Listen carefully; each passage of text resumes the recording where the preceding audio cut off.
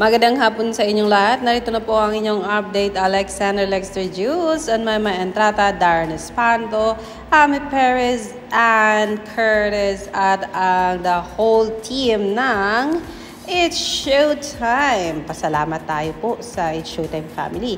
Kasi turing nila kay Maymay ay kasama na talaga nila sa pag-hosting. Sa kung kaya, narito po ang syempre, ang pag-goodbye nila pagkatapos ng kanilang show kanina. Pero yes, I want to bring more updates later. But yes, since nakita ko to, I want to show this to you guys na maigsi lang. Let's go and watch. Happy birthday sa aking bunsong kapatid, Angela Nina. Happy birthday! Happy birthday! Happy birthday din kay kina Adam Magaling, Caroline Villanueva at kay Bettina Lianto. Happy birthday! Happy birthday! Happy birthday, Miss Jade Richo! Happy birthday, Miss Jade Richo! Love you po. Thank you, thank you. Thank you, Maymay. Thank you, Thank you, Showtime family. Ate, let's go! Let's go, Ate Ann! Abangan nyo yan! Abangan! Salamat. Thank you, French fellow. Ate Ann. Hoy! Diamond lang, people! Alam nyo. Ayun, baka may joke ka sa amin. Alam nyo ba? Alam nyo ba? Ano? Oh, may joke si Ryan. May joke si Ryan. Ano joke? Ano po? Wala. Uste! Sampo. Tampong mga Daling alam nyo pala! Ay, Ryan.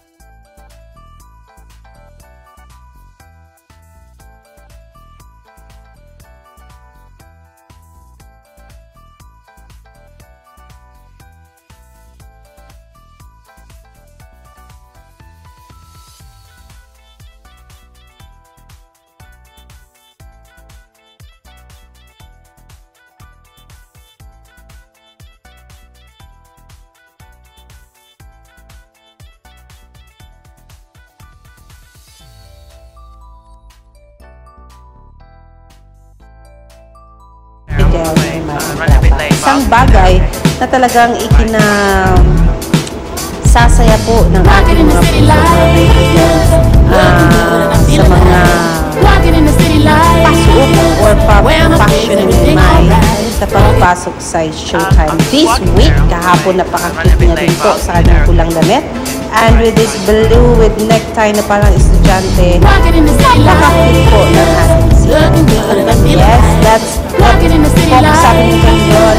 See you again tomorrow kasi nga po tomorrow ay isang energetic, super chitik na po na may ang atong makitaan and mapanood sa It's Showtime base po sa mga post na ating nakikita.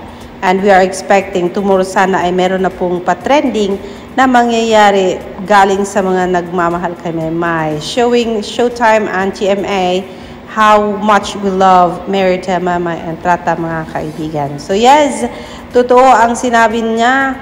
Grabe ang ganda mo, Meridel, at ang tangkad talaga, sabi ni Jana 08. But hindi ko na po nakikita si Shinami and si My Dreamers, mga kaibigan. I don't know where they are. But then yes, thank you so much sa mga continuous yung patuloy na pagpo-post ng mga nananatiling na ilan na lang po ang natitira. But then yes, alam ko, tsaga lang Maymay. Patuloy mo lang yan Maymay. Pakita mo ang galing mo sa pag-host. Huwag kang mahiya. Pakita mo yung kulit na may dalang sense at yung kulit na may dalang saya para lahat ng nanonood or manunood ng It's Showtime ay magiging masaya po. Alexander Lexter Juice, yan po ang ating update at this very moment. I will see you later for more dito lang sa ating channel. Enjoy the rest of your day, mga ka-Mayward. O, diba? Not Mayward only. Siyempre, mga solids ni Maymay. Bye for now. Akala ko wicked yung pinapanood ko. Sobra! Iba po. Akala ko nga manananggal dyan. Grabe, pero eto, parang may nanalo na sa ingay. Ang taga-barangay San Isidro, Montalban, Rizal. Grabe! Hey!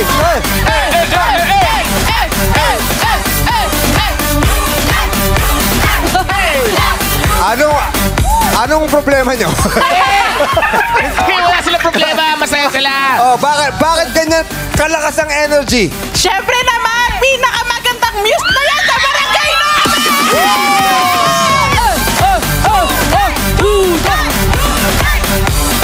Pero ito po, curious po ako. Kasi kanina nagtanong din ako about sa pistahan. So sa pistahan po ba, pag may pagkain, ano po yung unang nauubos? Yan! Parang dito rin John! Wala nang pala! Ayos! Okay, good luck! Good luck po sa inyo. Sabay-sabay tayong ma-amuse sa pinaghandaan ng Muse ng Barangay San Isidro, Montalban, Rizal!